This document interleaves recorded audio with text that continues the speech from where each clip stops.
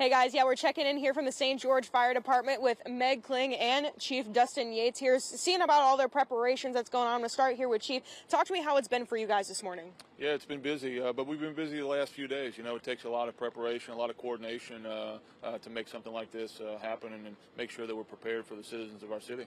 Yeah, absolutely. Talk to me a little bit about some of the things that you kind of have prepped and ready to go with your crews. I know you talked about you have a pretty big response area to handle, so anything like that. Sure, yeah.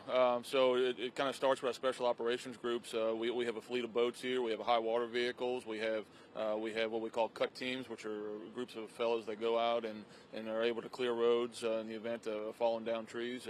What you see behind us and we're very fortunate and blessed to have them here, not just in our St. George Fire District, but in East Baton Rouge Parish.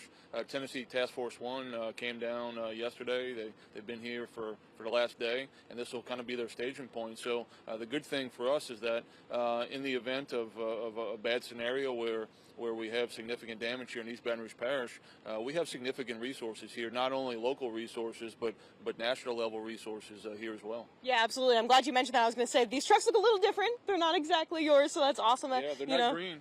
So they're not green, but these are some of the best trained guys in the country, truly. These guys travel all over the world and do these type of things, and Tennessee Task Force 1 has an impeccable reputation in the emergency response world. I believe in about an hour we're actually going to be the staging point for Missouri Task Force 1 as well. So what you see behind us will actually be doubled, which is pretty tremendous that we're able to coordinate and facilitate putting this many resources right here in the capital parish.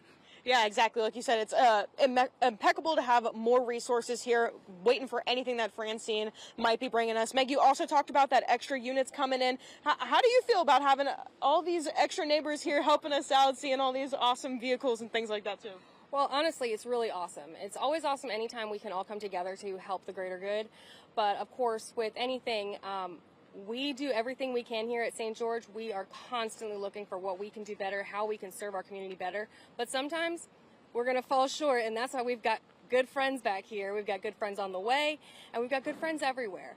So the great thing about this is that even if we don't need them, they're ready to go anywhere. So they are the deployable asset for the entire area that's going to be affected by Francine right now. And that's really exciting for us to have them here. Not exciting for the storm, of course, but it's pretty exciting to see these trucks behind us. Yeah, pretty fancy equipment. Nice to know that, if you need some help, you got some neighbors to call on. Like you said, they're ready to deploy kind of anywhere, not just here in East Baton Rouge, but throughout the state where they might be needed. Any final things that you want to remind people of as we're inching closer to landfall here? Sure. One of the things that we always want to remind people is that this isn't a sightseeing time. The storm will be coming on at some point later on today. We ask them to stay indoors, stay sheltered, stay off the roadways.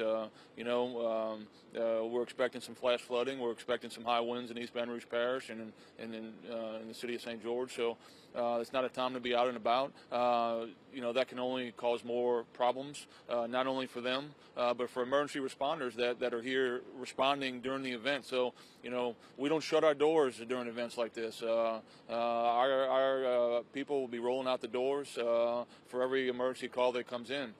So when those 911 calls come in, we want to have clear and easy access to these areas, and sometimes that gets impeded with downed trees. So the less people on the roadways for us, the better. If you need us, call 911. But that's why we're here, and we feel very confident that we're as prepared as we've ever been here in St. George to handle any type of weather event. Yeah, absolutely. Great community assets here. Here if you need them, of course, and got some pretty good neighbors behind us, too, with more on the way. So that's pretty exciting to see. Obviously, like you said, not for the storm, but at least so we have the resources here if we need them. That's all for right now. Checking in from St. George, Gabriella Mercurio, WAFB 9 News.